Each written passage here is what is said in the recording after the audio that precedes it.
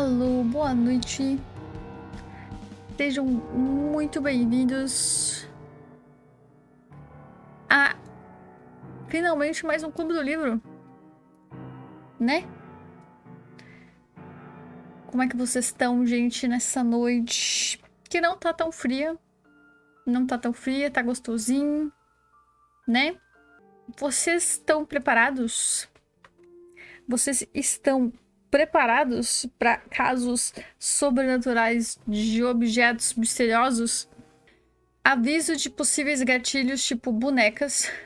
Eu não vou falar muito sobre, na verdade é só porque tem a capa aí, né?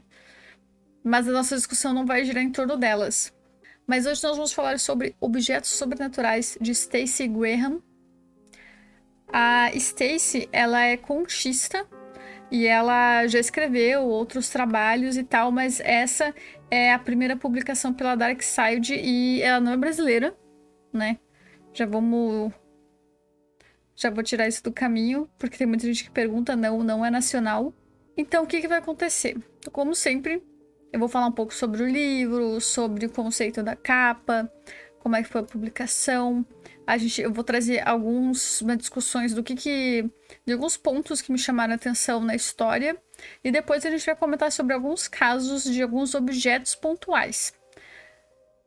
Eu não vou trazer nem 5% do que tem no livro, porque são muitos objetos que o livro traz, mas eu fiz assim, eu peguei mais ou menos um de cada ali que me chamou a atenção de cada categoria, e a gente vai falar um pouquinho deles depois, tá? Lembrando que isso é um bate-papo, eu tenho aqui algumas âncoras, como eu sempre faço, pra gente não perder muito o rumo, mas lembrando que vocês podem contar causos, vocês podem dar a opinião de vocês sobre certos pontos. Quem já leu pode comentar também tranquilamente, é pra ser um bate-papo. Eu, geralmente, quando eu tô num fluxo de pensamento, eu não interrompo até eu terminar, porque você sabe como é que eu sou, depois eu me perco, mas em algum momento eu paro, leio tudo, a gente conversa, tá? Mas então, gente, eu escolhi trazer a foto do livro e geralmente eu faço desse jeito, eu não coloco a câmera para mostrar o livro quando não tem muita conteúdo visual ali para mostrar por dentro. Vários livros da Dark Side eu já fiz Clube do Livro que eu abro, mostro algumas imagens, mostro como é que é a grafia, como é que é o detalhe de cada página e tal. Desse caso, ele não tem muito detalhe na parte de dentro.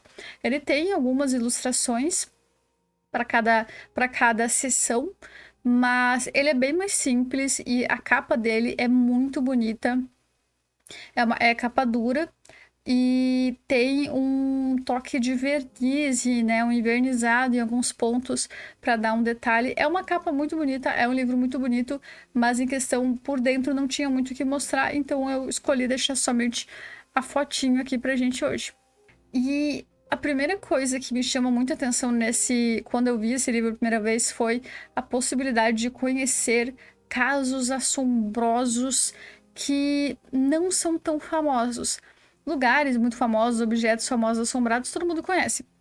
Eu peguei esse livro na esperança de que ele me contasse alguma coisa que eu não procurei, não encontrei em alguma pesquisa minha, algum objeto que não é tão conhecido, ou que trouxesse uma informação maior também dos famosos que seja.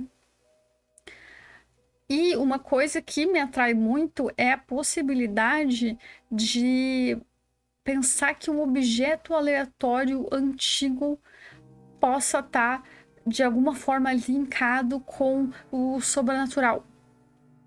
Isso é uma coisa que realmente sempre me chamou muita atenção. Por exemplo, sabe aquela boneca que você pode ter deixado ali no fundo do armário? Aquela boneca antiga? Ou um item de decoração antigo que você ganhou dos seus avós e você não usa mais? Então, eles podem ter ressentimento por você, ou pior, eles podem carregar muito mais que memórias. Uma coisa que é bem legal que o livro deixa bem assim, ó, claro que quem segue o ramo do estudo paranormal e de resíduos fantasmagóricos, como é que eles chamavam? Essências residuais, eles não acreditam que um objeto em si ou um local é possuído. Não é bem assim. Isso seria uma forma mais simplificada e resumida de explicar as coisas.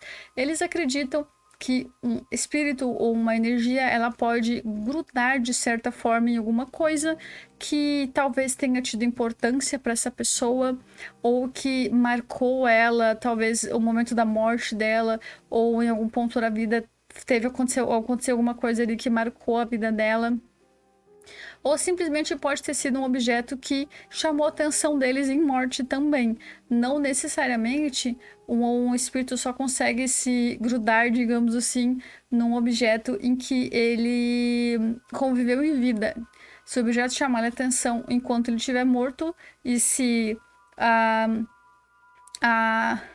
o ambiente for propício para isso, ele pode também obsidiar aquele local ou aquele objeto. E é muito legal porque o livro, ele traz explicações do que seriam as diferentes aparições, o que é um fantasma, o que é uma aparição, o que é uma assombração, Claro, eu me senti meio que jogando Phasmophobia. Só que, claro, não tão viajado quanto, porque ele trata o assunto com bastante leveza, sabe? E ele trata pegando depoimentos de pessoas que trabalham no ramo, sabe? A Stacy, ela fez pesquisa, ela conversou com pessoas que são médiuns, que trabalham com caçadores de fantasmas, na verdade, né? Ou caçadores de itens fantasmas, e pesquisou e conversou como é que eles fazem as coisas, como é que eles classificam suas aparições, como é que classificam as energias. Uma coisa muito legal uma coisa que eu acredito que eu vi citarem no livro, que, por exemplo, se um objeto se moveu de lugar e se ele se move o tempo todo, não quer dizer que tenha um espírito na sua casa. Pode ser que ali seja simplesmente uma energia residual, alguma energia de alguma coisa muito forte que aconteceu ali e que permanece ali. Por exemplo, é como se o fantasma, um espírito tivesse deixado um rastro ali, ou um médium tivesse deixado um rastro de energia, e meio que aquilo grudou. Com o tempo, geralmente esses itens, eles vão perdendo essa energia, eles vão desgastando essa energia, e algumas manifestações param de acontecer. Então, quando vocês entram num local que pode ter assombração, ou vocês veem um item que se move e tal, não necessariamente quer dizer que tem algo ali. Pode simplesmente ser um desses lapsos de energia que esteja rodando ali. Então são esses trechos de informações que eu achei muito divertido no livro. E são assim, ó, o livro, ele é separado em fragmentos bem curtos sobre cada tópico. Ele não se aprofunda muito em nada. Esse é um ponto um pouquinho negativo que daqui a pouco eu vou comentar que eu achei. Mas também isso faz com que a leitura seja mais dinâmica, seja mais... para quem quer uma leitura mais rápida, não tão profunda. Tipo assim, eu quero um almanaque de caça-fantasmas. E eu quero também conhecer lugares e objetos assombrados. Esse livro é pra ti.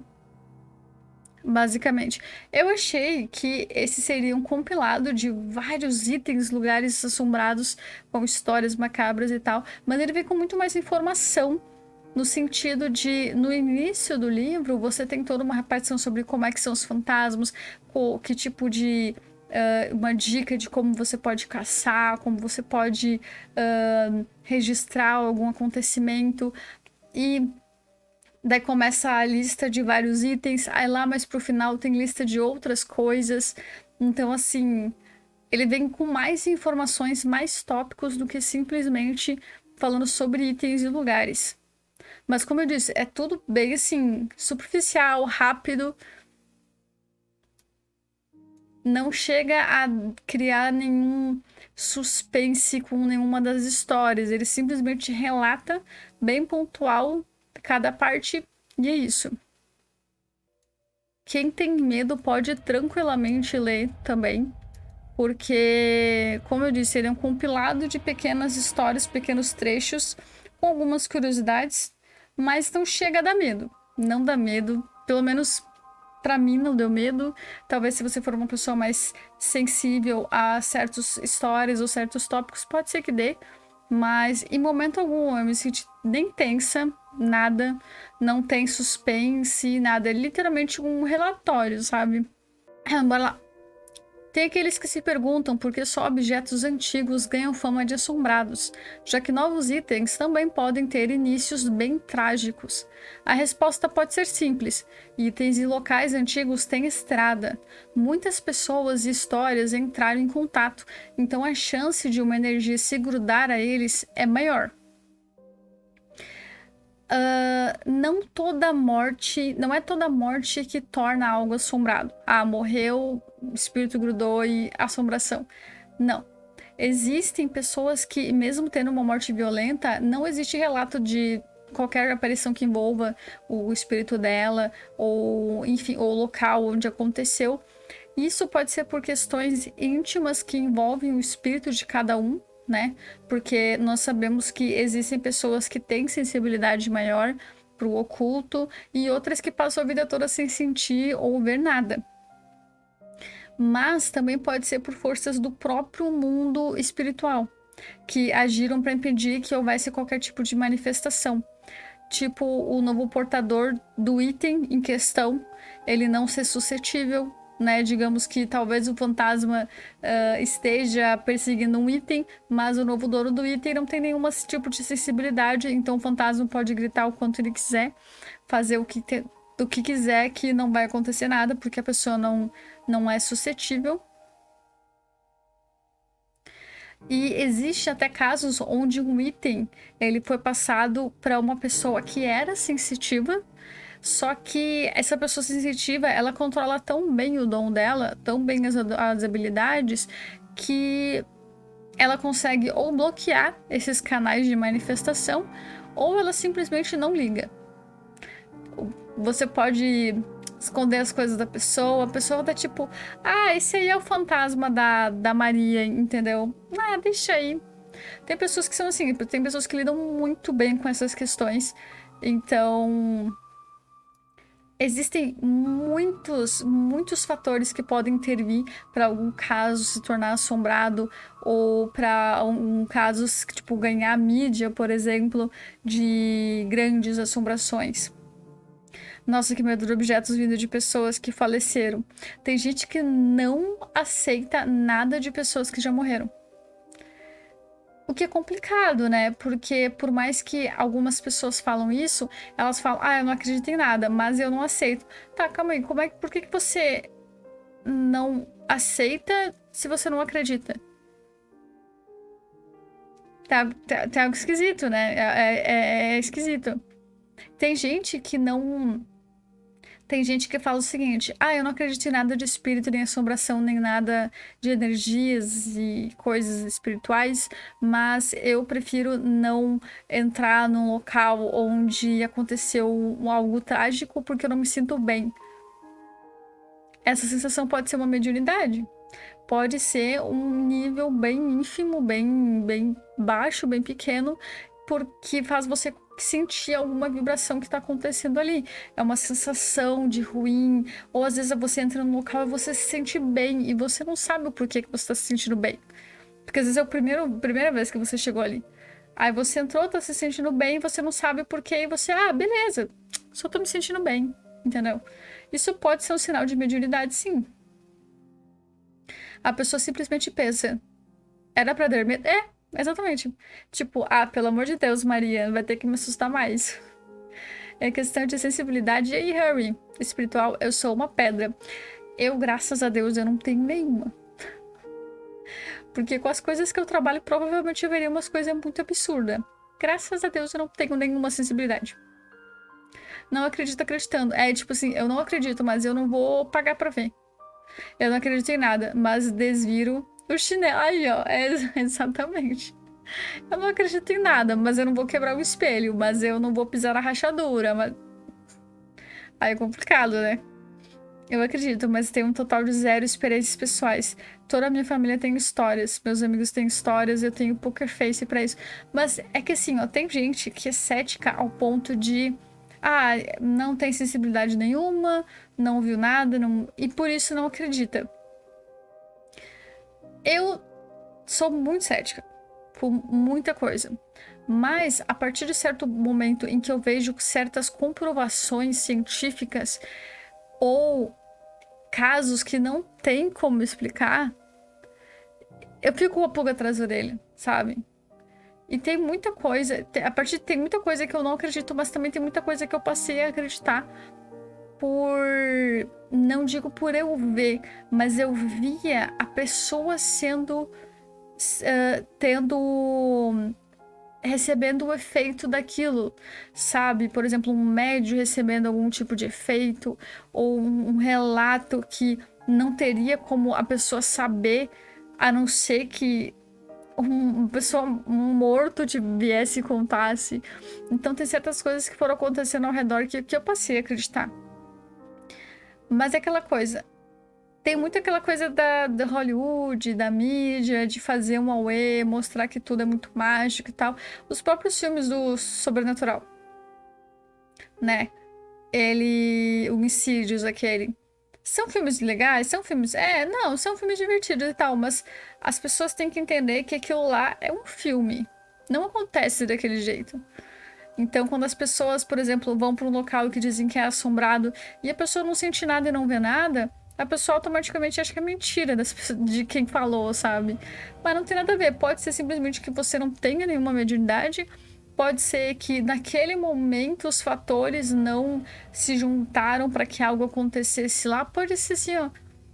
Inúmeras questões. As pessoas acham que vai ser que nem filme, que a pessoa vai chegar no lugar, vai chamar o fantasma 3 vezes e ele vai aparecer. Não é assim, né? Ou que tu vai ter um radar, um espectrômetro ali. Eita!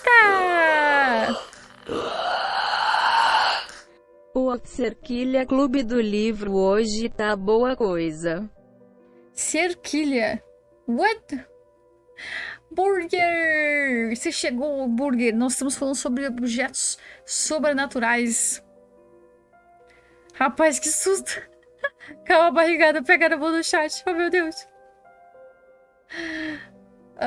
Burger, seja muito bem-vindo, muito obrigado. Bem-vindo de volta. Você chegou assim, ó, na hora. Estamos falando sobre se as pessoas acreditam ou não em casos sobrenaturais, aparições e coisas assim. Fala um pouquinho sobre como o livro trata o assunto também. Mas seja muito bem-vindo de volta, viu? Na Família dos Amarrados. E aí, canguru? Olha que já funcionou, hein? What?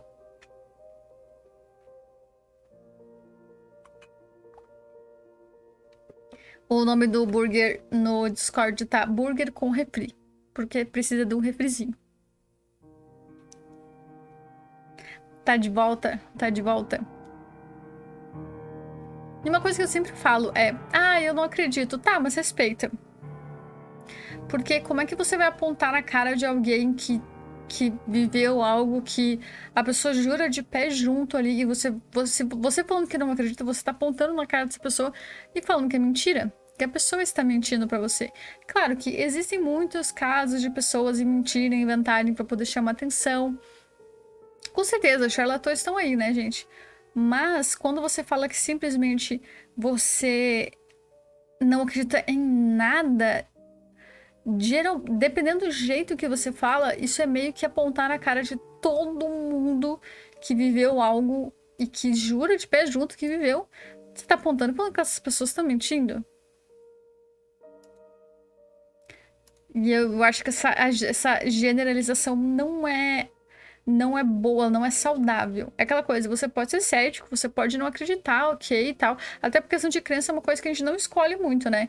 A gente não escolhe ou não acreditar em alguma coisa, ou você acredita ou você não acredita. Você pode mudar isso ao longo da sua vida, mas você não tem como escolher acreditar, né? É uma coisa assim, meio que uma coisa natural que vai acontecendo. Mas é só questão de respeito, sabe? Eu não acredito, normalmente eles mentem muito. Aí que tá, eu assim, ó, quando alguém conta, eu não acredito nem desacredito, eu fico, ok. Você tá contando, como eu não te conheço e eu não tava lá, como é que eu vou falar que é mentira ou que é verdade? Pode ser que a pessoa, pode ser que realmente a pessoa não tenha vivido aquilo, mas alguma coisa na mente dela projetou daquela forma. Então, pode ser até uma resposta psicológica para alguma coisa que aconteceu e a pessoa criou. Tipo, acontece muito com criança, quando elas sofrem um trauma, elas projetam monstros e personificam o trauma como um monstro, como ou a pessoa, eles não veem a pessoa, veem um ser, como o monstro que perpetuou algum ato horrendo com elas. Então, é uma resposta psicológica. Então pode ter sido isso que aconteceu também, com certeza. Mas eu não tava lá. Então, assim, eu só falo, ok. Se a pessoa fala assim, você acredita em mim? Dependendo, aí se a pessoa perguntar se eu acredito ou não, aí sim eu posso comentar. Agora, simplesmente alguém contar um relato, eu ir lá apontar e falar, você tá mentindo. Se eu nem conheço a pessoa e se eu não tava lá. Entendeu? E dependendo de como a história aconteceu, é meio difícil não acreditar. Tem gente que bate o pé o máximo possível pra ser cético, né? Tem gente que, tipo assim, você vê na cara, às vezes, da pessoa que ela tá querendo acreditar porque aquela história realmente não tem outra explicação, mas a pessoa, não, eu sou muito lógico, eu sou muito racional, peraí. Eu sou muito racional. É óbvio que isso é mentira, ou que tem uma explicação lógica pra isso. Só que aquela coisa, gente, espíritos e coisas assim não é magia, é ciência também. Então, não faz muito sentido, sabe? Essa separação que as pessoas fazem de pessoas inteligentes não acreditam e pessoas supersticiosas, são burras e elas acreditam. Não. Porque tudo é questão de energia, e energia é ciência. Então, tem explicação? Tem. Não deixa de ser paranormal. O que é paranormal? Algo além do normal. O que é o nosso normal? O nosso físico aqui, o nosso que a gente consegue enxergar, né? O problema é que as pessoas veem alguma coisa na mídia e acham que é daquele jeito, e claro que aquele jeito lá é fantasioso. Pelo menos até o momento ninguém conseguiu provar que é daquele jeito em momento algum. Mas tem certos níveis de aparições que já foram provadas, né? Bulls, a mal assombrada. Tô falando dos espíritos. Eles mentem muito, por isso eu não acredito em espíritos. Tu diz nos espíritos em si. E também tem essa questão cultural, né? Tem alguns países, em algumas crenças, que assim que a pessoa morre, ela se torna um espírito traiçoeiro ou alguém que não necessariamente é mal, mas que pode trazer azar. E você tem que tentar espantar essa pessoa, tem que tentar encaminhar ela para algum lugar. Tem outras crenças que, tipo, só acham que aquela pessoa continua sendo uma pessoa, ela só tá morta. E que se a pessoa não for ruim em vida, eu não tenho por que ela se tornar em morte, né? Você morreu, você virou má. A maioria das religiões ocidentais não são assim. Mas como eu digo, aí vai questão de crença mesmo, né? E nem sempre as pessoas percebem que estão mortas também, né? Já assistiram o filme Sexto Sentido? Cara, o filme Sexto Sentido foi um dos filmes que mais pé no chão que eu vi sobre o assunto. Que tratou com responsabilidade, sabe? Que não tratou como magia, como jumpscare e tal. Pelo menos eu não consigo lembrar de nada nele que tenha sido viajado ou que não siga as questões básicas pés no chão que os próprios estudiosos da área mediúnica ensinam, né? Seguir essa crença seria mais por causa de não entender o pós-vida, seria como voltar a crescer desde o início. Tudo isso pro espírito? Magia é legal, eu adoro magia, eu amo magia, mas nessa questão é meio complicado misturar magia com ciência, porque senão acontece muita superstição também, né? Mas como eu disse, a gente tá lidando com um tema que, assim como lidar, por exemplo, com o tema de buraco negro, né? Os black hole. A gente tem certo conhecimento até certo ponto, mas é tão pequeno ainda que todo o resto é suposição. O que será que acontece se a gente entrar num? O que será que acontece se a gente chegar perto e fazer não sei o quê? O que será que acontece quando ele espelha isso e aquilo? Entendeu? É muita suposição, porque a gente ainda não tem a ciência necessária para alcançar aquelas informações. Eu acredito que o paranormal seja parecido. A gente tem um certo nível de informação, mas a gente não tem a ciência necessária para ter mais informação. E é incrível como as pessoas, elas têm medo de admitir que tá tudo bem você ter suposições sobre o paranormal. Muitas pessoas batem o pé e falam, não acredito e ponto. Só que, quando, por exemplo, falando dos buracos negros, a gente não tem confirmação de quase nada e mesmo assim a pessoa adora falar, porque... Não, mas... eu acho que buraco negro faz isso, eu acho que aquilo, eu acho aquilo. Beleza, isso são suposições, isso são teorias, isso são, né, achismos. Tudo bem ter achismos, tudo bem. É só não dar o ponto final no achismo que continua sendo sadio. Mesma coisa o paranormal, a gente pode ter altos achismos. Eu acho que quando morre acontece isso, eu acho isso, eu acho aquilo. Perfeito. Não é um problema ter achismos, né? Tipo assim, não tenham medo de achar coisas. Objetos sobrenaturais é como um almanaque de itens para os curiosos em assuntos místicos. Com pequenos trechos para cada objeto e local, Stacy conta brevemente a trajetória dos itens e levanta as suposições do porquê eles são assombrados. Então esse livro, ele é não ficção, porque ela realmente pega casos que aconteceram, né, mortes que aconteceram, trajetórias, histórias de itens, né, que aconteceram mesmo, e pega relatos das pessoas que passaram por aquilo ou de familiares e faz um compilado e traz esse livro. Então ele é um não ficção. Como eu tinha dito para vocês, ele é um livro com uma leitura super fácil, super rápida, é uma linguagem bem simples.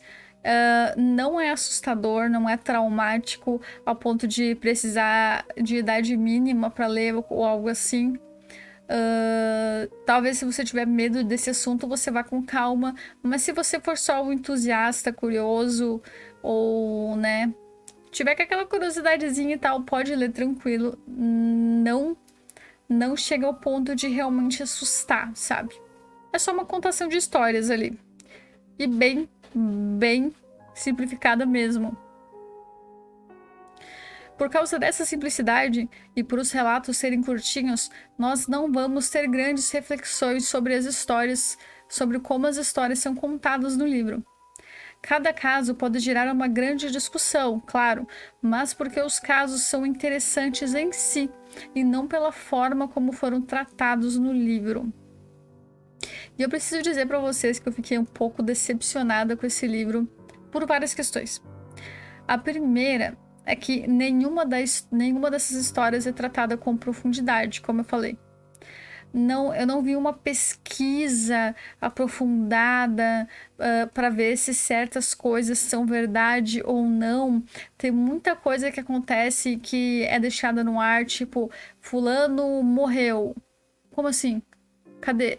Como? Fulano não foi mais visto. Como? Tem muita coisa que é deixada no ar de maneira forçada para dar um ar de suspense na história do item ou do local.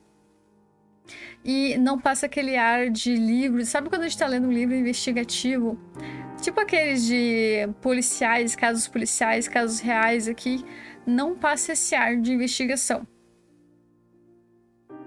E a autora, ela não vai além do que uma pesquisa leve já traria de informações.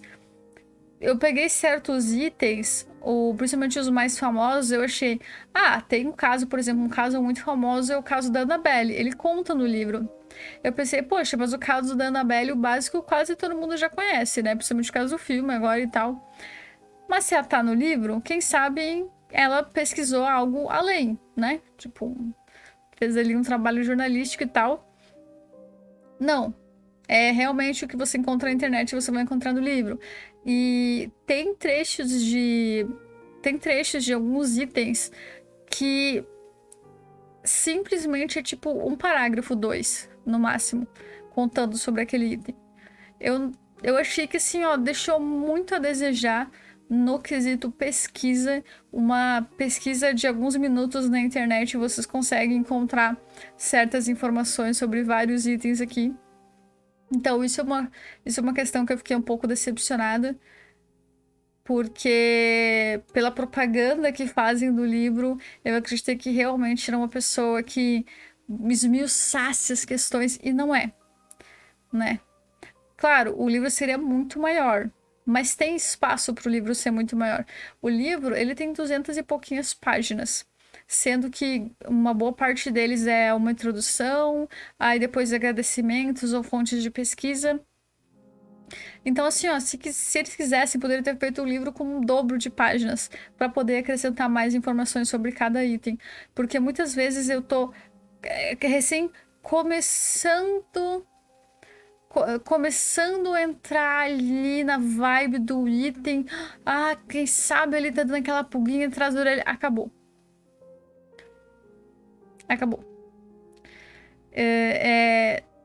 Eu fiquei um pouco decepcionada com essa questão. Tipo, ele é leve, light e super rápido, até o ponto de ser rápido demais. Livros que têm várias histórias sempre acabam muitas páginas. Livros que têm várias histórias. Porque assim, ó, que fosse uma página para cada item. Seria já algo a mais, entende? Porque tem livro que não... Tem item ali que não chega nem a receber meia página. Deu a impressão que foi colocando ali só pra tipo... tem esse aqui que é legal também, vou escrever 2 parágrafos. Tem esse aqui que... Sabe? E não... pegou 1 ou 2 fontes de pesquisa, não sei se foi assim que aconteceu. Mas realmente... Eu comecei a fazer o teste, eu pegava o nome do item, colocava no Google só pra ver o que ia aparecer. E aquelas informações podiam ser encontradas em vários outros lugares, sabe? Então, algumas histórias eram muito boas e receberam certa atenção, mas a maioria delas não. E deu a impressão que estão ali só pra servir como um compilado, sabe? FX, Thiago, obrigado pelo follow, seja bem-vindo. Boa, Miriam. Talvez alguns itens não possuem muitas informações. Pois é, Lari, só que quando eu pensei nisso assim, quem sabe ela pegou todas as informações que existem sobre esses itens e botou. Só que quando você pesquisa superficialmente sobre certos itens, você encontra tranquilamente aquelas informações. E se ela tivesse realmente pesquisado, né, a fundo e tal, não seria tão fácil encontrar, sabe? É isso que me deixou meio assim. Eu teria que ter ido muito, muito assim na Deep Web pra tentar encontrar. E não foi, sabe? Não foi. Foi muito simples, na verdade, de encontrar os que eu pesquisei, né? E, enfim, eu fiquei com esse sentimento de que poderia ter dado um pouquinho mais de atenção pros itens. E, principalmente, os pontos soltos, as pontas soltas do tipo, simplesmente alguém sumiu, simplesmente aconteceu isso, simplesmente... mas não tem, por exemplo, fulano sumiu. E ela trocava de assunto. Então, assim, peraí, ele sumiu, ninguém perguntou por ele, a polícia não procurou, não tinha nenhuma frase falando do tipo, a polícia procurou por tanto tempo e depois desistiu das buscas. Fim. Não tem nenhuma informação. A pessoa sumiu, ninguém perguntou, entende? Tipo assim, ó, é muito deixado no ar pra criar um suspense que não rola, não acontece. Uma criação de suspense muito mal feita, sabe? Aí Isso, e claro, em alguns casos de alguns objetos ali, né? E aí, Surf, tudo bom? Salve. É um compilado bem simples mesmo. E aí, King? Mas claro, gente, é uma coisa que assim, ó, eu fiquei um pouco decepcionada com essa questão, porque eu tinha altas expectativas do livro. Não é um livro ruim, de forma alguma. É um livro que entretém, é dinâmico, é legal de ler e tal, mas por eu ter essa alta expectativa de descobrir alguma coisa, assim, um segredo sobre algum item e tal, ou alguma informação não tão famosa sobre algum caso famoso, eu fui com essa expectativa. Pelo padrão Darkside de histórias, né? Porque a Darkside ela não tem só um padrão de capas e apresentações e coisas assim. O conteúdo deles é muito bom. Até livros clássicos, quando eles relançam, eles sempre acrescentam alguma informação, algum depoimento, sempre tem algo a mais. Por isso que, por causa desse histórico de qualidade, eu pensei que esse seria nesse padrão. Então, por ser da Darkside, eu fui com a expectativa talvez um pouco muito alta. Mas, de novo, não é um livro ruim. Não é um livro ruim. Mas eu tenho que apontar essas questões também, porque são questões que aconteceram comigo durante a leitura, né? Pode ser que algum de vocês leiam e... Não acho que faltou nada. Eu gostei do jeito que tá e pronto. Esses pontos negativos que eu comentei poderiam ser amenizados e até mesmo esquecidos se a narração fosse envolvente o suficiente, mas esse é outro aspecto também que também frustrou a minha leitura. E pode parecer que eu só tô falando mal por falar, mas eu prefiro tirar logo essas questões do caminho pra gente poder focar nos objetos. E você sabe que eu sempre tento fazer uma resenha o mais fiel ao que eu acredito possível, né?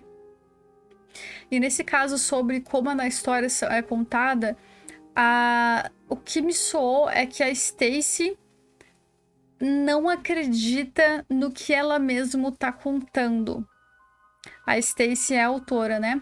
Por mais que você seja uma pessoa cética, que não é o caso dela, pelo que eu consegui pesquisar sobre ela, quando você tá fazendo um livro que é para vender para um certo tipo de público, você tem que levar a sério. Você tem que se levar a sério, você tem que levar a sério o seu trabalho, a história que você tá contando. É aquela coisa, o autor é basicamente um mentiroso. Ele tem que acreditar na própria mentira e vender ela depois. Ele pode estar falando a verdade, mas mesmo se ele não acreditar naquela verdade, ele tem que acreditar para poder passar a verdade nos seus textos. E no caso dela, eu não senti em momento algum que ela estava levando a sério qualquer coisa, pelo jeito da narrativa. Porque a quantidade de piadinha e frase de efeito que ela colocou, principalmente no final de cada trecho, me incomodou pra caramba. As primeiras não... As primeiras vezes que aconteceu, as primeiras frases de efeito, piadinha, eu falei, legal, né, interessante. Mas ela fez isso em quase todos os fechamentos, sabe? Quase todos os fechamentos de um trecho, ela meio que fez algum tipo de piada ou comentário que era pra fazer uma narração. Meio que me soou como, eu não sei como finalizar esse texto, vou colocar uma frase de efeito, vou colocar essa piadinha. Mas assim, ela acabou não levando a sério o que ela estava fazendo. E nem o que a história do objeto, do local. Eu achei quase desrespeitoso algumas histórias que envolveram morte, sabe? Baita livro bait, então. Não chega a ser uma bait. Como eu disse, é um livro bom, mas tem esses pontos aí que eu fiquei... Achei uma bosta essa mulher contando as coisas. A Min leu. A Min leu, que eu sei. Verdade, parecia que ela tava debochando, né, Min? Parece que ela tá debochando dos objetos. Em alguns momentos, sim. Não todos, mas em alguns momentos, sim. E aí, Pudim, boa noite. Como é que você tá, Min? Como é que você tá, Pudim? Sejam muito bem-vindas. Mas... por mais que, por exemplo, seja legal ter um alívio cômico em certas partes, eu não acho que seja... não é legal você abusar deles. Não é legal. Ainda mais quando você tá contando sobre algo que deveria ser horror ou terror. Por mais que não seja um livro que era para trazer medo, susto, nem suspense, nada assim, não quer dizer que precise virar uma comédia. Entende? E realmente é uma questão que me incomodou bastante, do tipo, eu sei que eu não tô assustando ninguém, então quem sabe se eu colocar aqui uma piada vai ficar melhor o texto? Não sei, sabe? Não sei. Não me soa legal. Tá bem, mas esperando para... Ah, beleza. Ah, tem RPG hoje, né? Boa matança, quer dizer, mestração. Pudim. Mate, quer dizer, mestre muito bem.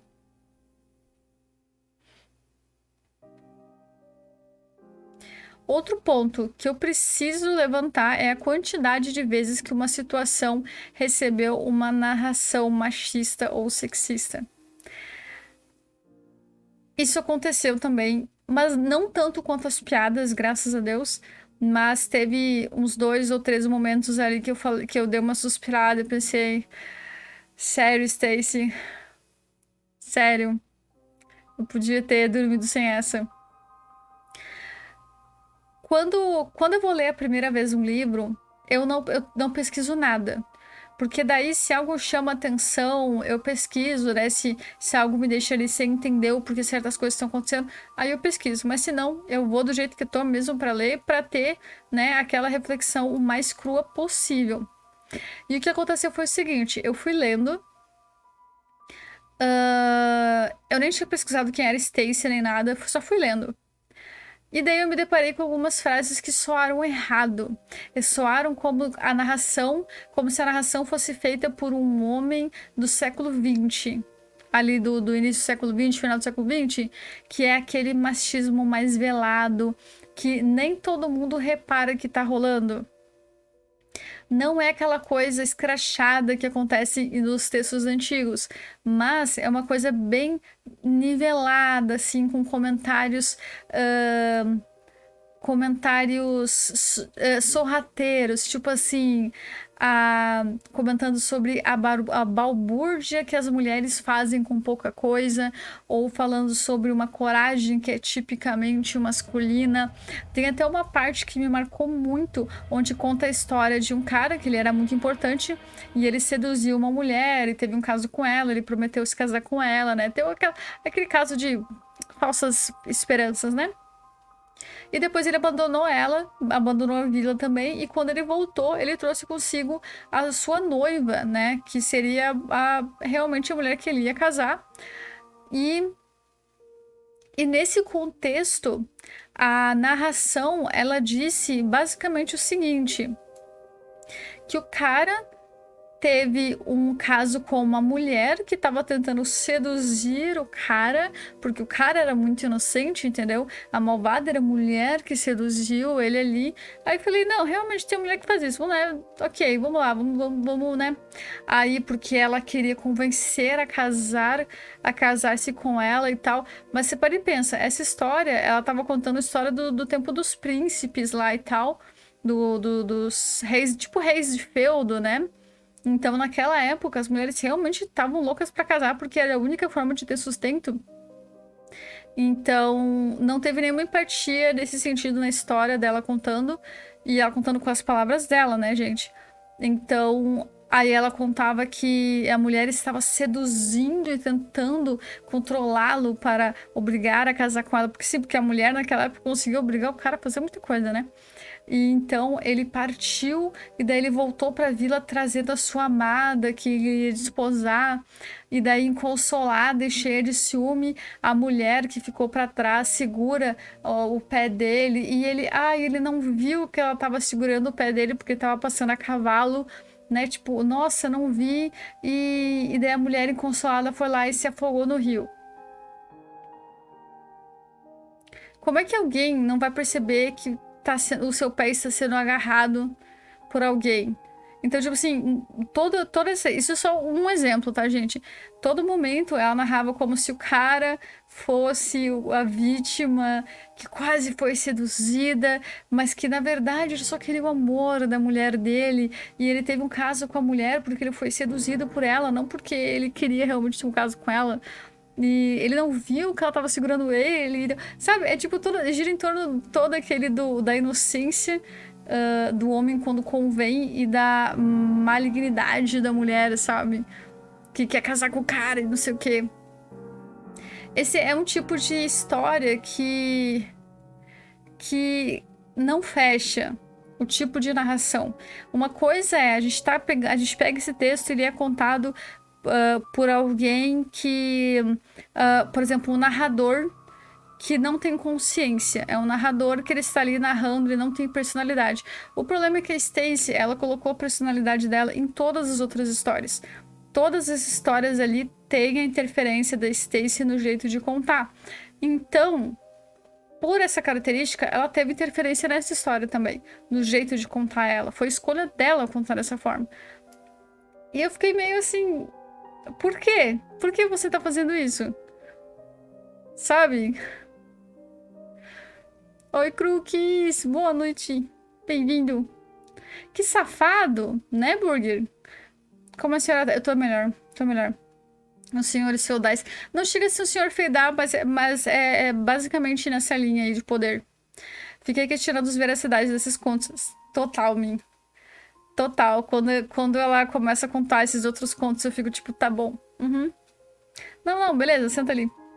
Era uma maldita bruxa que estava tentando o fidalgo inocente. Exato! Exato!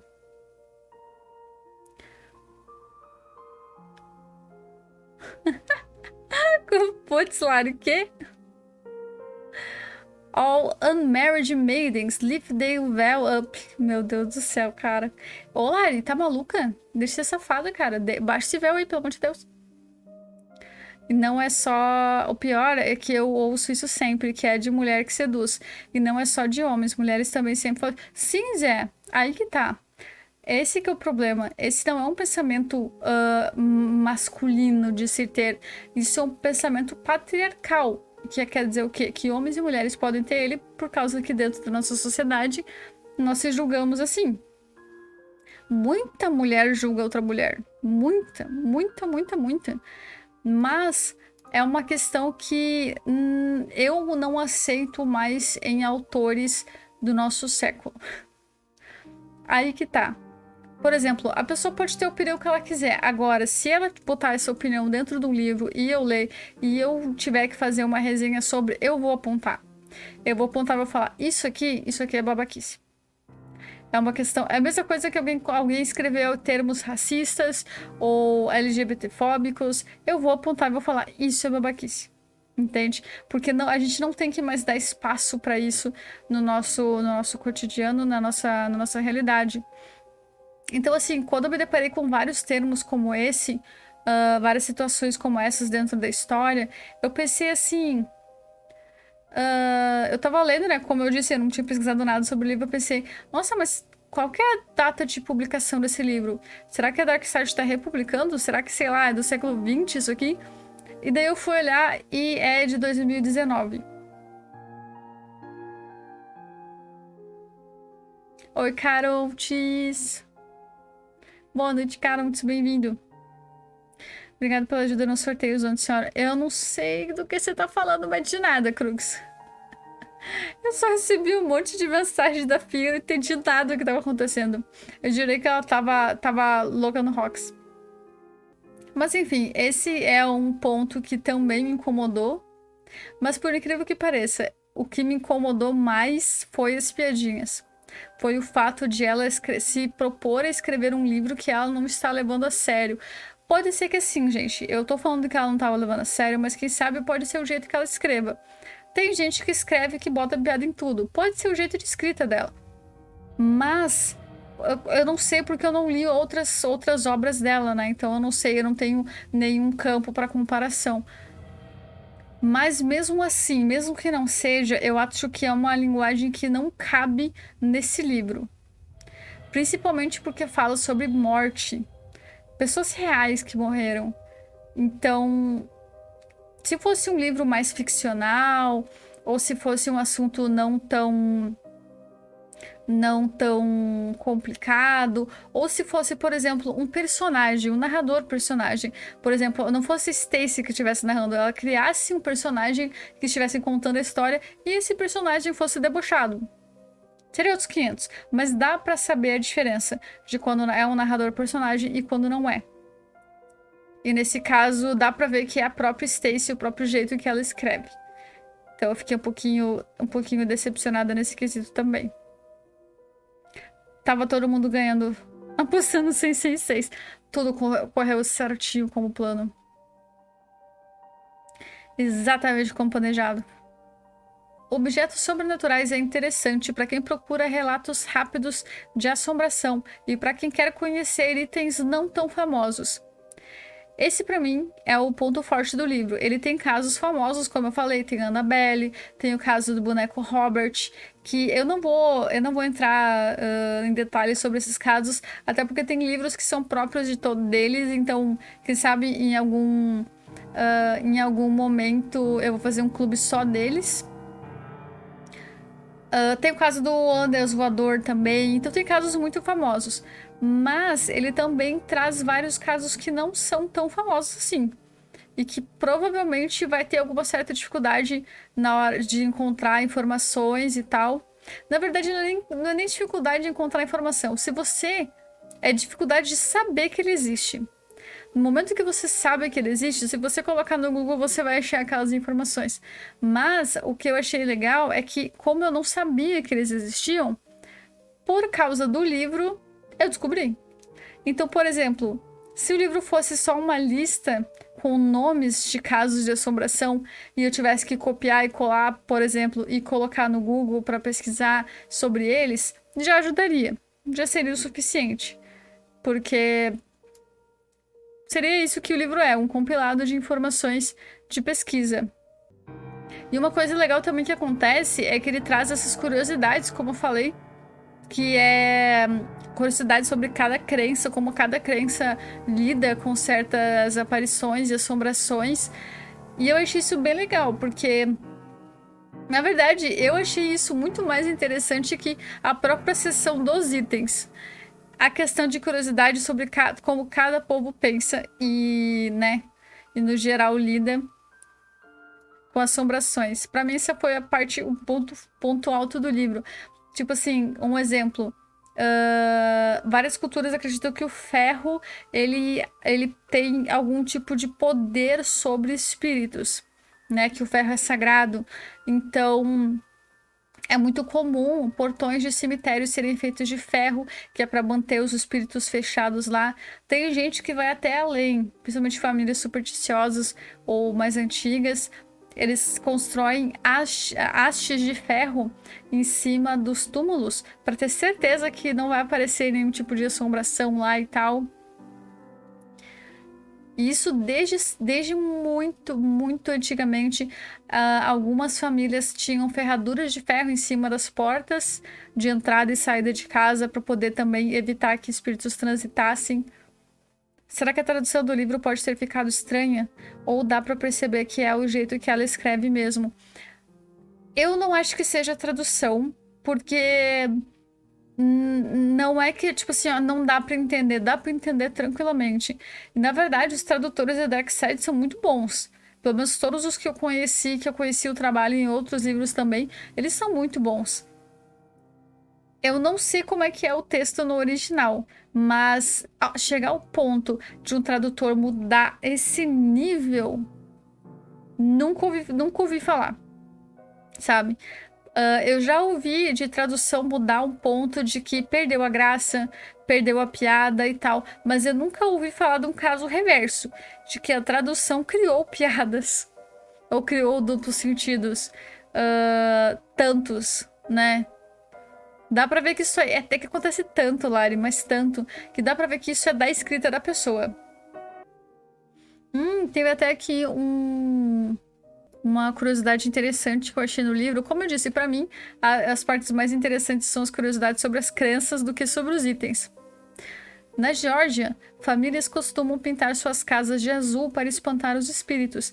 Existe a crença de que fantasmas não conseguem atravessar o mar, e as pessoas passaram a adotar a cor dele na tentativa de se proteger. E assim, tudo que envolve esses itens que dão sorte, azar, ou que podem ou não espantar espíritos, eles fazem parte da categoria superstições. Existe um estudo sobre energia das cores e principalmente as dos minerais, mas eu não achei algo que provasse mesmo a influência direta em eventos paranormais. Mas aquela coisa, tem uma questão que é muito importante aqui, que é o poder da intenção, ou o que a gente chama de efeito placebo. E eu vou falar dele, um pouquinho mais dele daqui a pouco. Você pode identificar eventos paranormais de forma amadora ou profissional. Basta decidir se pretende gastar tempo e um pouco de dinheiro na investigação para se preparar. Se quiser testar suas próprias habilidades, pode começar tentando ouvir o seu redor com atenção, tentar enxergar formas ou captar sensações em locais conhecidos por eventos paranormais. Toda cidade tem um lugar que as pessoas falam que é assombrado, né? Que se você quiser se testar, você pode ir lá e tentar simplesmente se concentrar. Abrir os sentidos, ficar em silêncio, como uma meditação, porque aí você vai conseguir captar os detalhes dos sons, dos cheiros, das sensações. A partir daí, se você achar que algo parece fora do lugar, você pode concentrar o seu pensamento nisso, nessa coisa estranha, para ver que sensações que aquilo traz. Essas são técnicas que os próprios médiuns indicam.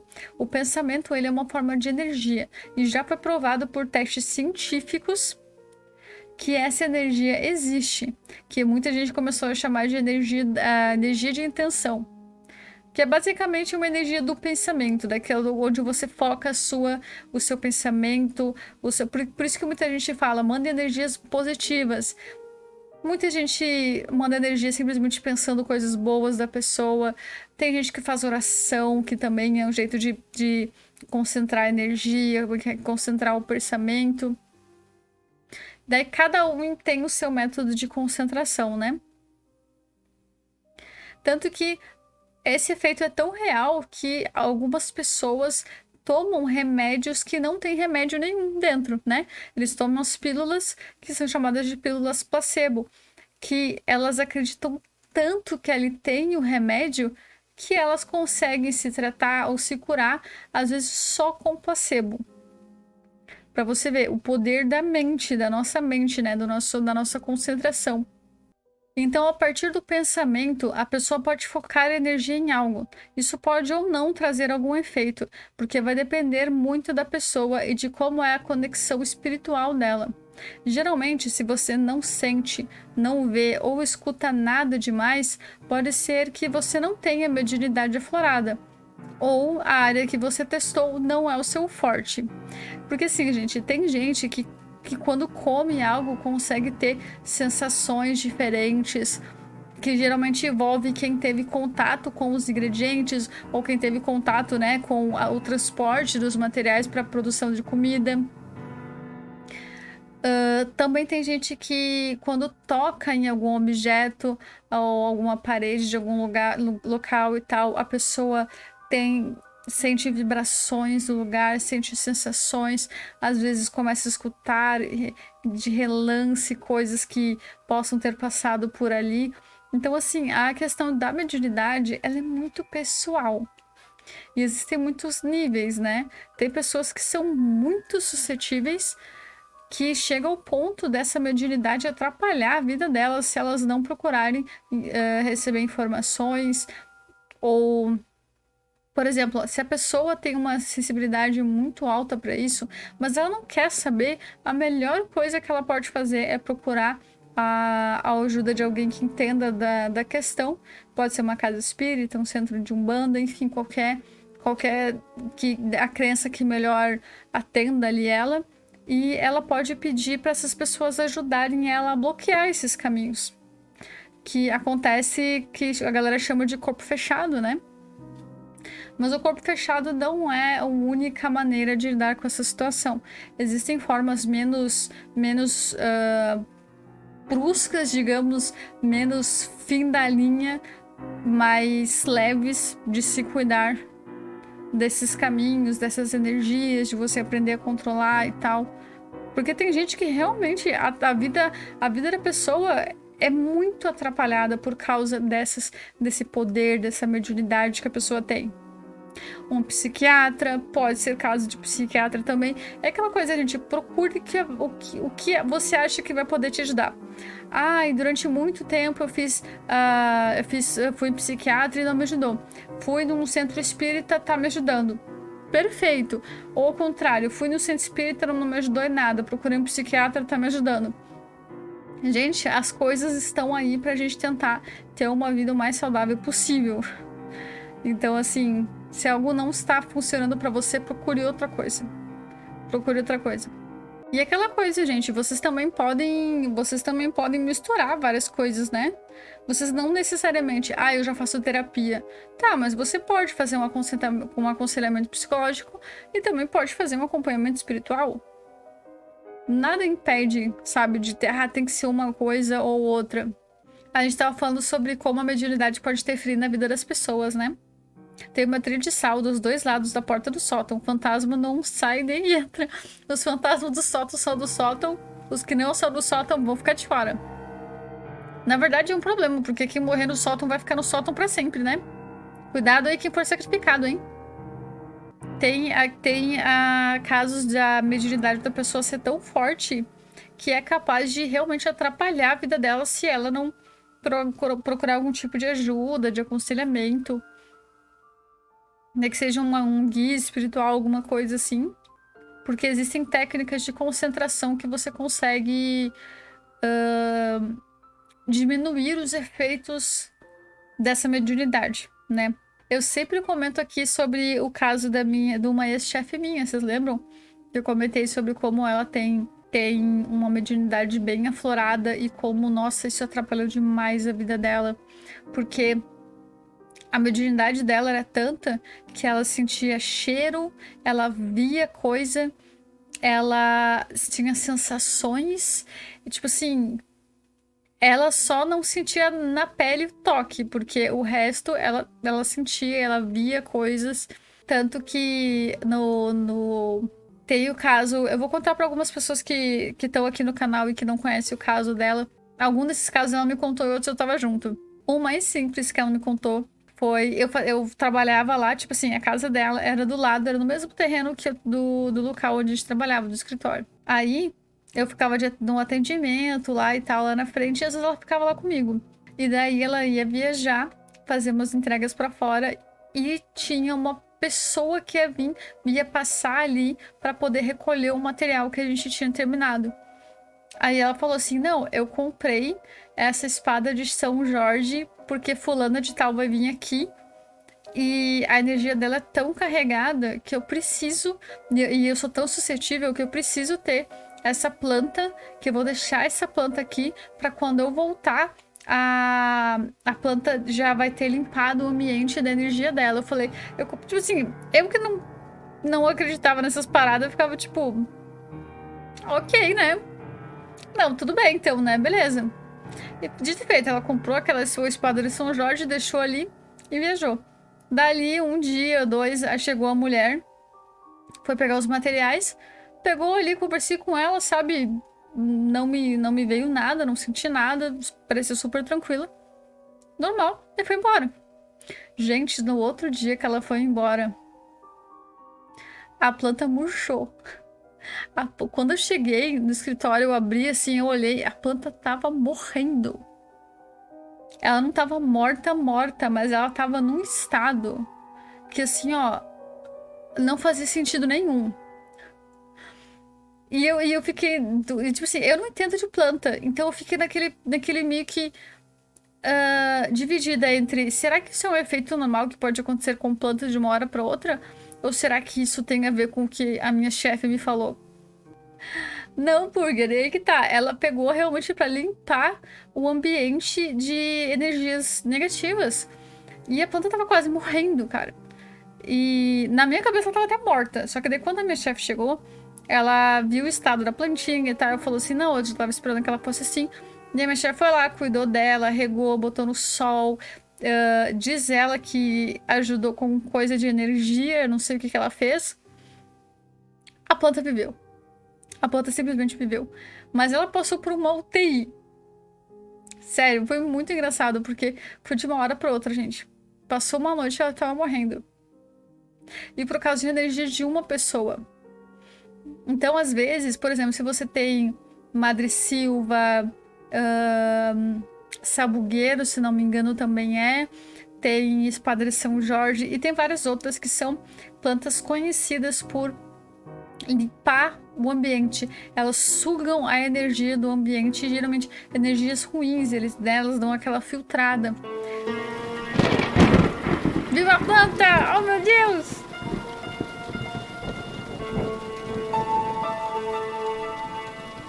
Oh, meu Deus! Viva a planta! Viva a planta, Laisfelp. Parece um xingamento esse nome desse emote, né? FP. E aí, Lucas, seja muito bem-vindo de volta à família dos amarrados. Viva a planta. É isso, tenham plantinhas nas casas de vocês. Mesmo que vocês não tiverem terreno para plantar, tenham elas em potes. Ajuda muito na energia do ambiente. Depois de casos como esse da minha chefe, passei a acreditar. Mas muito obrigado, Lucas. Seja muito bem-vindo de volta. Como é que você tá? Você tá acompanhando aí desde o início do clube ou chegou agora? Planta viveu, um final feliz. Eu achei que a planta tinha morrido, mas ela conseguiu fazer a planta viver. Pra você ter ideia, isso já aconteceu tantas vezes que ela sabia exatamente o que fazer pra planta reviver, entre aspas. Tipo, ela comprou já pensando nisso, então quanta planta ela não deve ter perdido por causa disso?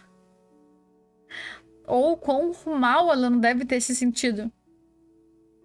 Porque se ela chegou ao ponto de comprar uma planta para se proteger da energia de alguém, quer dizer que em algum momento essa energia afetou ela a um ponto dela ficar traumatizada ali, né? Tipo, não vou me preparar. Ela basicamente se preparou para uma guerra, né?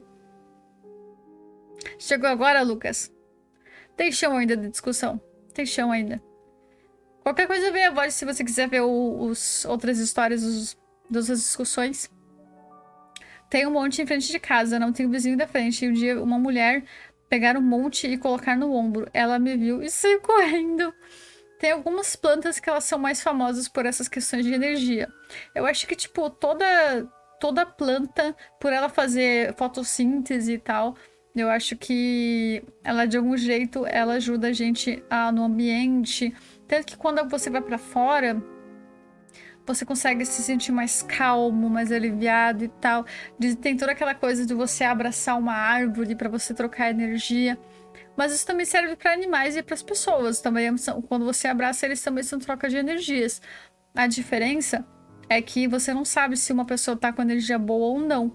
Uma planta, ela não tem energia má, porque ela não tem maldade, né? É simplesmente energia, uma energia neutra, né? Então, tem gente que tem, tipo assim, uma plantação de espada de São Jorge em casa. Se algum dia alguém visitar vocês e uma dessas plantas mais sensitivas morrer, ou quase morrer do nada, muito rápido, pode ser que uma das pessoas estava com uma energia muito ruim. Não que, tipo, toda a energia daquela pessoa sempre seja ruim. Mas quem sabe ela tava no momento ruim. Pelo visto, esse cliente lá, ela tinha uma energia ruim sempre, porque, né? Se a minha chefe se preparou pra ela, quer dizer que algo tinha enrolado ali. Eu tô bem, Lucas, tô melhor. Na minha janela tem um copo cheio de sal grosso e alho. Perfeito. Ó, você consegue se proteger contra fantasma e vampiro. Big Brain. Big Brain. eu passo a energia negativa toda para os meus gatos. Gatos são ótimos condutores de energia também. Isso é verdade. Mas enfim, se vocês quiserem renovação de energia e tal, é muito bom ter... Ah, mas eu não gosto de espada de São Jorge, não gosto de madressilva, não gosto de... Tudo bem, tenha qualquer tipo de planta. Faz bem ter plantas ao redor de você. Além de deixar o ambiente bonito, é uma renovação de energia, né? É tipo você ter um pet, também é uma renovação de energia. Ah, e ainda falando sobre casos que é da minha ex-chefe, que eu já contei esse caso aqui também, mas algumas pessoas podem não lembrar.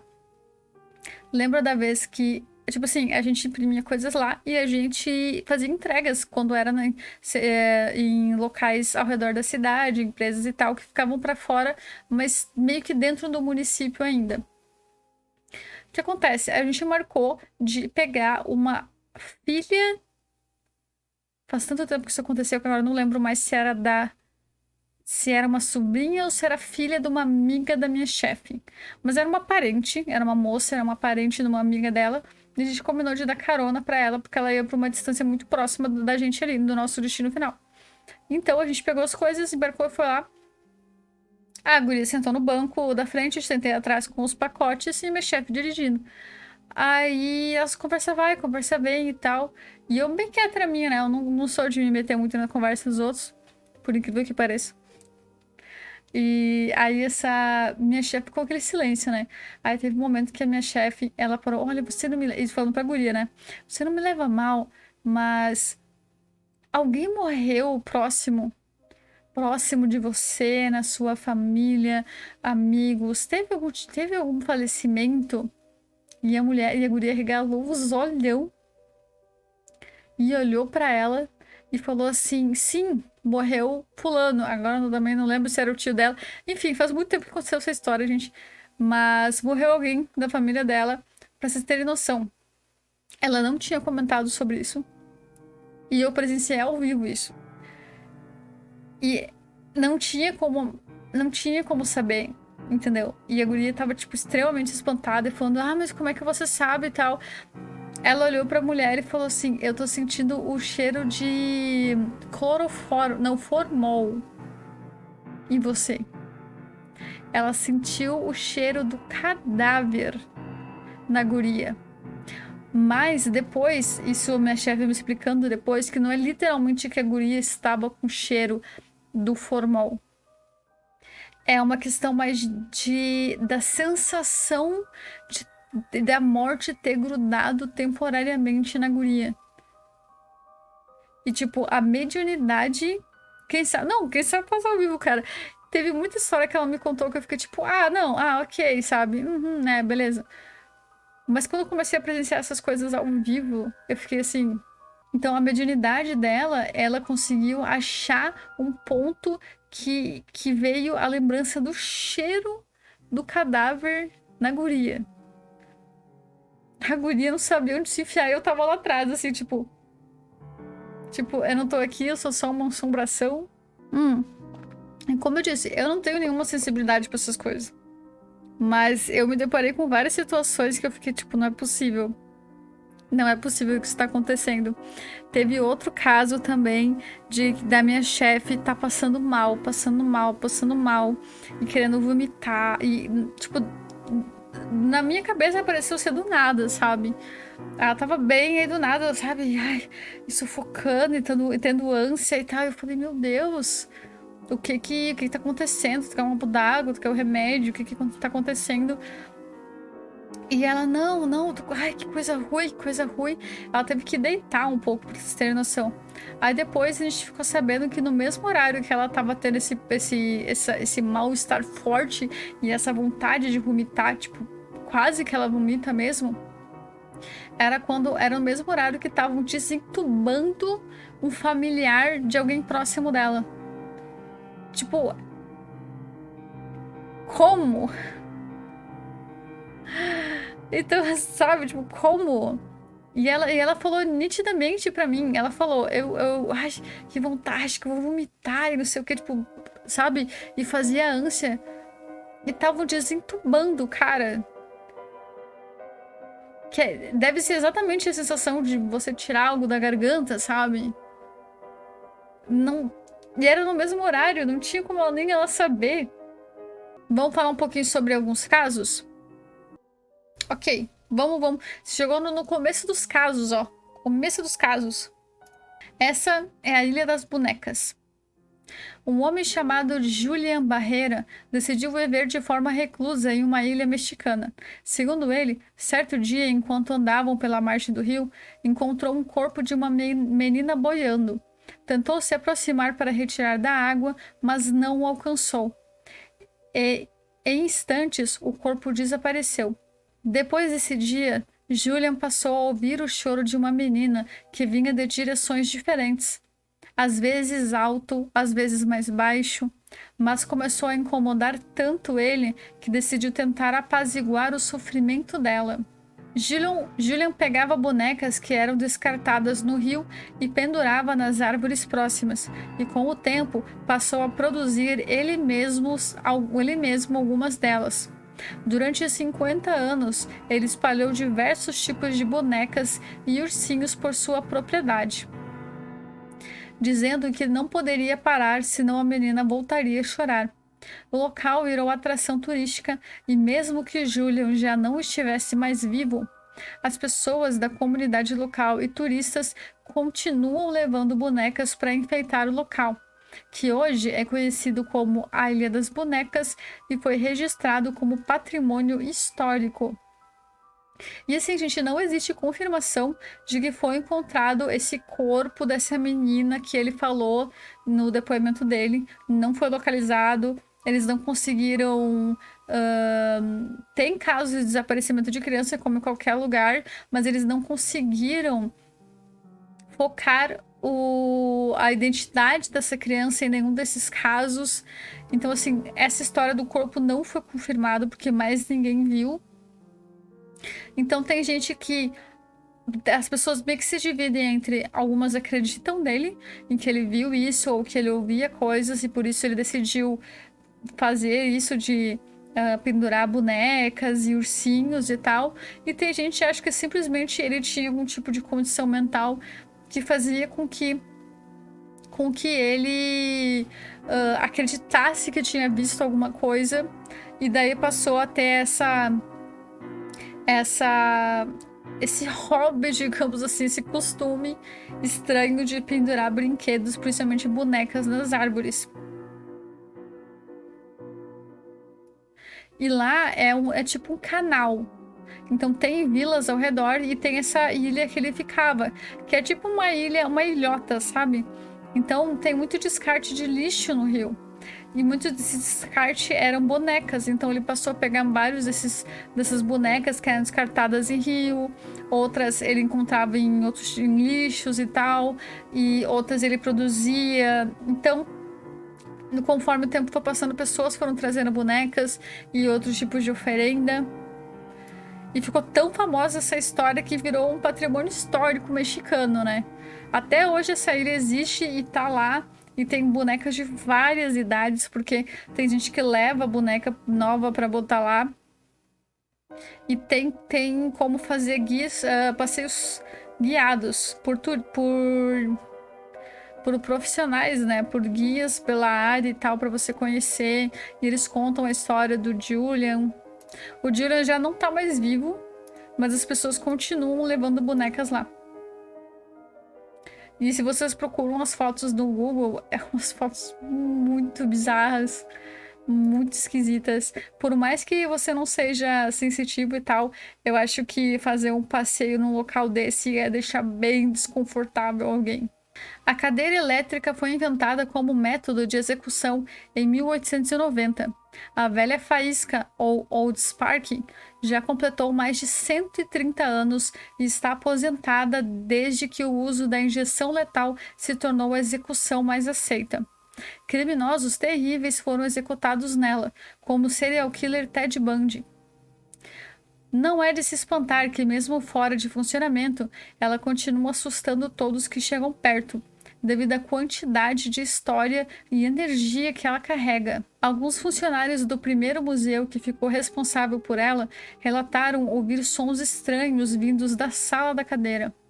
Primeiro, acharam que era algo elétrico, mesmo que a cadeira já não estivesse mais conectada. Depois passaram a ouvir palavras e frases quase inteligíveis, até que viram formas fantasmagóricas perambulando. O próprio fantasma do Ted Bundy foi visto andando pelo local e dando sorrisos sádicos para quem conseguisse enxergar. O museu declarou que era tudo invenção dos funcionários, mas o estranho é que 2 guardas pediram demissão depois de relatarem um encontro com o Ted Bundy na sala da cadeira. Testemunhas disseram que eles pareciam apavorados e se recusavam a voltar para o local. Aí eu achei esquisito, porque assim, tudo bem que vigias noturnos, funcionários que, principalmente do turno da noite ou de museu, sempre tem histórias de assombração para contar, né? Mas os caras simplesmente pediram demissão, os 2. Pediram demissão e se recusaram de pé junto a voltar para a sala da cadeira. Eu acho que assim, ou eles estavam com muita vontade de criar histórias sobre isso, a ponto de largar os empregos, né? Mas testemunhas falaram que quando viram eles estavam em estado de choque muito grande para ser falso. Eles não queriam voltar de forma alguma. E também, você pensa, quanta gente morreu com nessa cadeira, e quanta gente ruim. Então, com certeza, a cadeira, o próprio local onde isso aconteceu, provavelmente ela deve ter energias muito pesadas.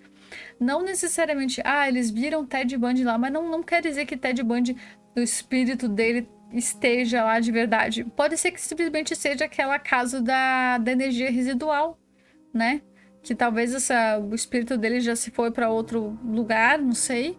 Mas exista ali a presença dele e de outras pessoas que morreram, e existe aquele looping temporal acontecendo ali, ou simplesmente a energia grudou em algum momento, porque eu fico imaginando quanta energia ruim não tá presa ali, sabe? Nossa, imagina só. Porque assim, não é somente um item que esteve em exposição a acontecimentos, a mortes. Foi um item ruim que causou a morte de pessoas ruins. Não tá canalizado de energia negativa ali, né? O próximo foi um dos que mais me afetou, assim, quando eu tava lendo, porque eu imagino o pânico das pessoas na hora. E como tudo deve ter acontecido muito rápido, sabe? Esse é o desastre de Eastland. Em 1915, o cruzeiro Eastland estava atracado em Cícero, Illinois. Ele iria levar seus passageiros para a cidade de Michigan. O navio já era muito pesado e tinha certos problemas no seu balanço. A situação ficou ainda pior depois da nova lei de segurança no mar. Essa lei obrigava uma série de normas de segurança para barcos levarem passageiros, o que seria ótimo. Mas a ganância humana fez com que, ao invés de diminuírem a capacidade dos barcos, os donos escolheram acrescentar mais botes salva-vidas, porque assim, precisava de tantos botes salva-vidas por essa nova lei, né? Tantos botes salva-vidas a cada tantos passageiros que você quisesse embarcar. Então, ao invés de diminuir a quantidade de vagas para passageiros, eles aumentaram a quantidade de botes salva-vidas no barco. Isso não só nesse barco, mas em vários dessa época, assim que saiu a lei. Isso fez com que o balanço, o equilíbrio dos barcos começasse a ser perdido.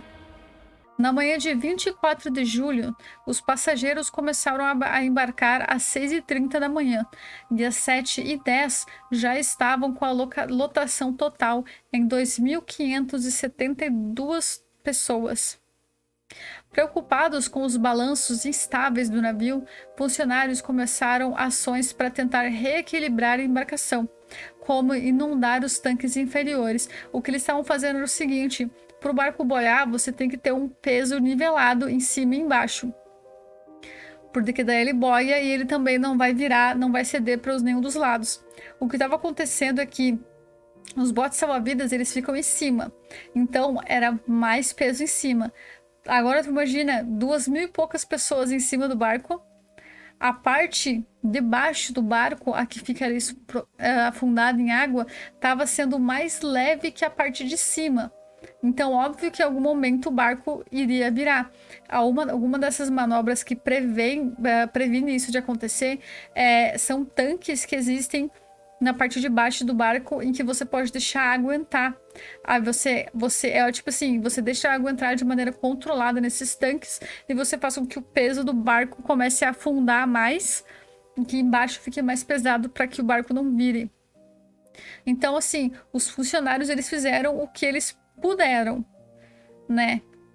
Teve várias outras manobras que eles tentaram fazer ali para tentar equilibrar, mas já estava muito desequilibrado mesmo antes dos passageiros entrarem. O peso dos passageiros foi tipo assim, a gota que precisava para dar tudo errado. A maioria dos passageiros permaneceu na proa para se despedir de quem ficava em terra, e uma parcela desceu para suas cabines para fugir da manhã fria. O que causou ainda mais peso, né? Os passageiros todos queriam ficar na parte de cima para dar tchauzinho e tal. E aí deu ainda mais peso desnivelado pro barco, né? A embarcação começou a inclinar ligeiramente e, por curiosidade, os passageiros que estavam em suas cabines foram para as janelas ver o que estava acontecendo, o que fez com que o barco virasse ainda mais rápido. Imagina, eles começaram a escutar estalos e ver que alguma coisa está ficando inclinada. Eles vão fazer o quê? Vão olhar pela única janela que tem na cabine. Só que, como todo mundo foi para um lado, o barco virou ainda mais rápido, né? Foi uma sucessão de coisas erradas acontecendo. Eu lembro desse acidente. Eu já tinha ouvido falar desse acidente, mas eu nunca tinha procurado realmente ver o que tinha acontecido, o que tinha causado isso. A ganância como vai, era só diminuir o número de passageiros. Era só diminuir o número de passageiros. São coisas assim, ó, tipo, não vai acontecer nada. Não vai acontecer com o meu barco. É meio que aconteceu com o Titanic, né? Não vai acontecer com o meu barco, olha isso. Em poucos minutos, a água invadiu os andares inferiores. Móveis escorregaram e esmagaram vários passageiros. Equipes de salvamento entraram em ação. Retiraram quem puderam da proa e dos que pularam na água. Infelizmente, não havia muito o que fazer para aqueles que estavam nos andares inferiores. 844 pessoas morreram, esmagadas ou afogadas. Passageiros e funcionários. Vários funcionários que estavam nos andares inferiores também morreram, não conseguiram sair. Quando o barco começou a inclinar, os móveis começaram a prensar as pessoas dentro, então muita gente morreu esmagado, prensado, e a água veio. Por mais que isso aconteceu, gente, isso aconteceu na costa. O barco não tinha nem zarpado ainda. Por mais que aconteceu lá, um barco desse tamanho, para uma quantidade de gente dessa quantidade, não tinha como eles salvarem todo mundo. Não tinha. Então, assim, a velocidade que o barco afunda, que a água entra, e a quantidade de pouco tempo que a equipe de resgate tem para abrir uma fuselagem e tirar as pessoas de dentro, é o suficiente que as pessoas precisam para morrer afogadas. Então, por mais que isso aconteceu na costa ainda, e que equipes, né, várias equipes de resgate, como já foram acionadas, conseguiram resgatar a maioria das pessoas que estavam na parte de cima e tal, as partes que as pessoas que estavam nos andares inferiores não tinham muito o que fazer, infelizmente. Então, tipo assim, eu selecionei esse caso para comentar com vocês hoje, porque eu fico pensando, aconteceu ali, sabe, do lado da margem, e mesmo assim 844 pessoas morreram por causa de uma ganância de provavelmente um ou pouquíssimos caras, sabe, que eram donos do barco. E imagina se esse acidente fosse no alto mar, imagina se o barco tivesse virado depois de zarpar. Todo mundo tinha morrido. 2.000 e poucas pessoas. É bizarro de pensar nisso, né? Desde o incidente, centenas de relatos sobrenaturais surgiram de pessoas que passearam pelos cais em Cícero. Alguns relatam ver vultos andando pela praia. Outros disseram ser perseguidos por pedidos de socorro e gritos ao passar perto do cais. Gente, tipo, é a mesma coisa que eu tava pensando quando eu assisti Titanic. O que será que deve passar na cabeça da pessoa que sabe que vai morrer? Tipo, naquele instante, sabe? Tipo, tá ali, tá acontecendo. É isso. Sabe? Eu fico pensando assim, o que será que passa, sabe? Na cabeça das pessoas nessa situação.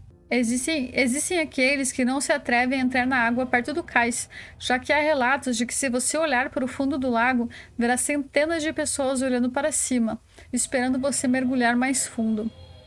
Então tem gente, pessoas que têm mais medo e tal, mais supersticiosa, essas pessoas não entram mais na água lá. Mas porque realmente tem relatos de pessoas que veem coisas lá, veem coisas da margem dentro do rio e tal. E é muito triste porque nesse caso famílias inteiras morreram. Então não tinha quem vir clamar pelo corpo, sabe? Porque muitas pessoas, muitas famílias vieram para poder tentar identificar os corpos dos seus entes queridos. Mas tinha gente que morreu a família inteira. Não tinha ninguém nem para identificar a pessoa, sabe? Então, assim, imagina, tipo, você e a sua família inteira estão ali, sabe? Eu acabo me colocando muito no lugar das pessoas nesse momento, assim. Fico pensando assim, gente, é isso, sabe? Tipo, é isso. E o que me irrita é que, tipo, não foi uma de causas, entre aspas, naturais, do tipo, foi uma causa de uma tempestade marítima que levou todo mundo. Meio que a natureza não tem culpa, ela tá ali e ela tá só reagindo. Agora, quando é culpa humana, sabe? Tipo, uma parada que poderia ter sido evitada, eu imagino quanta raiva não tá acumulada nesse lugar. Quanto o espírito ressentido, quanto, por exemplo, familiar que morreu e tá procurando os outros familiares ali, e sei lá, se desencontraram, enfim, não sei nem o que pode estar acontecendo lá, mas é muita morte trágica e violenta ao mesmo tempo. Deve ser um lugar com uma energia muito pesada. Eu fico pensando, será que a Boate Kiss é amaldiçoada? Nossa, com certeza. Eu não sei se amaldiçoada seria, né, o termo certo, mas com certeza deve ter alguma coisa lá também. Porque por mais que a maioria das pessoas não fique grudadas aqui, foi muita gente, né? É muita gente. É muito difícil que pelo menos uma daquelas pessoas não tenha permanecido ali. Ou tenha ficado perdido. Ou tenha, sei lá, ficado ressentido com o acontecimento. E mesmo que não tenha ninguém ali, a própria energia do lugar ficou marcado, né? Boate Kiss é um outro caso que vocês comentam muito e que tem livro falando sobre. Em algum momento acho que a gente vai acabar fazendo um clube do livro sobre.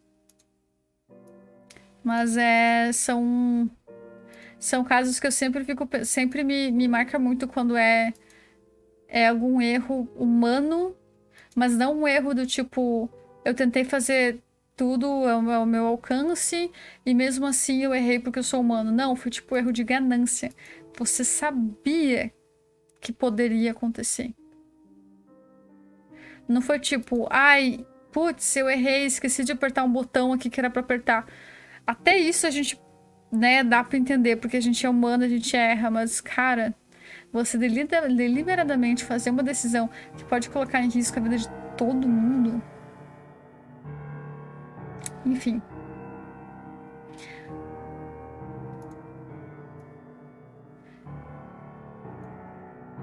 Parece que até a cidade tem uma aura depressiva, pelo que ali nos relatos. Santa Maria?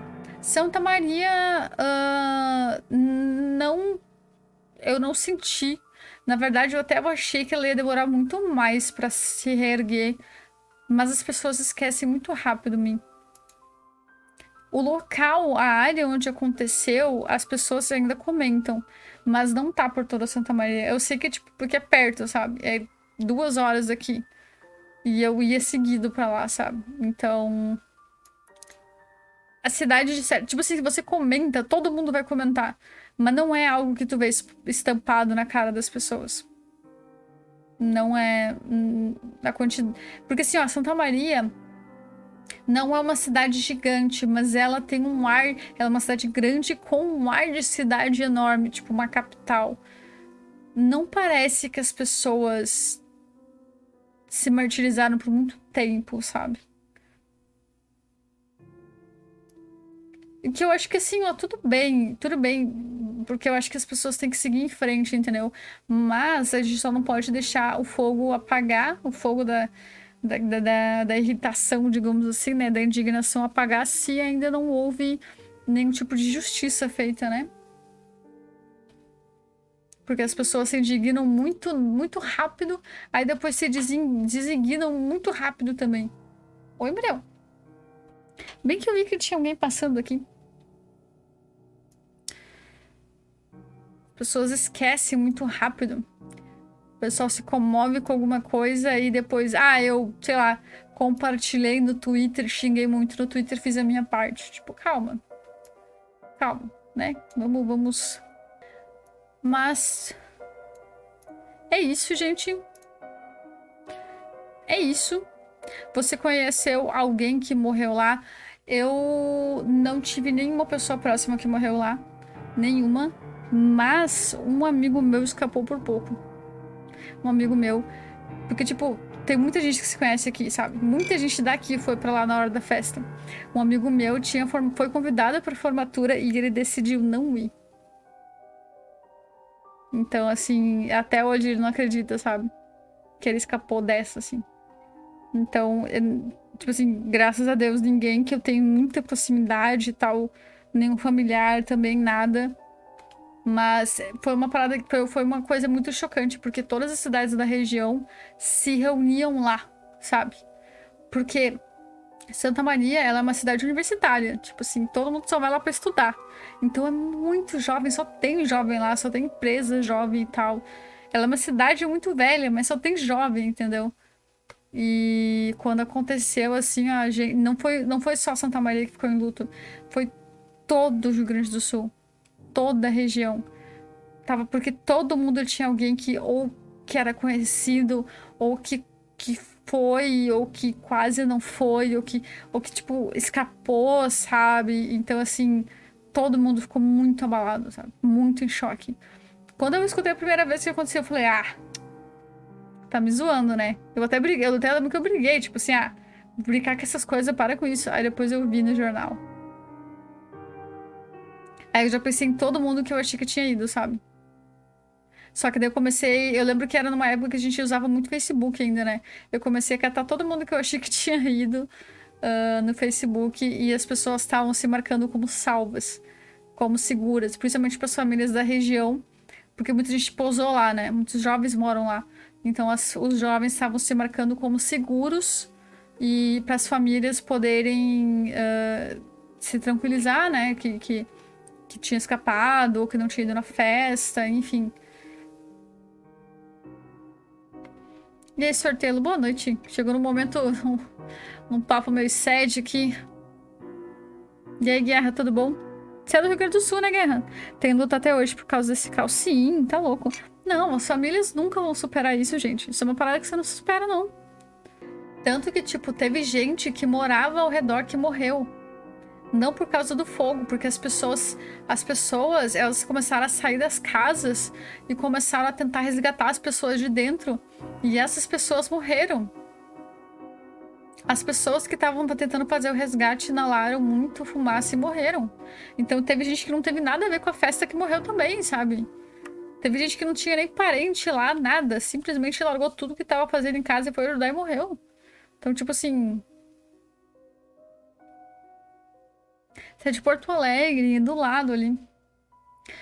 Essa parada tá marcada aqui na RS. Todo ano é lembrado do caso, tanto do caso quanto do julgamento. No julgamento é outra questão, né? Mas a gente vai... Em algum momento a gente vai entrar nesse assunto de novo. Nossa, e esse assunto tem, assim, a pauta para muita discussão. Muita, muita, muita, muita. Mas realmente é uma parada... É que assim, a gente fica sabendo de casos assim, mas eles são distantes, né? Ah, tipo esse que aconteceu lá em Michigan, né? Mas olha assim, poxa, cara, aconteceu aqui um do lado. E realmente a gente vê como afeta a comunidade, todo mundo, sabe? Muriel. Muriel tá dando o pitaco dela. Você tá afetada, Muriel? Gente, muito obrigado pela presença de todo mundo. Vamos lá, hashtag, copia a hashtag rápido, meu Deus do céu. Gente, muito obrigado. Falou, falou. Boa noite, gente. Bom descanso.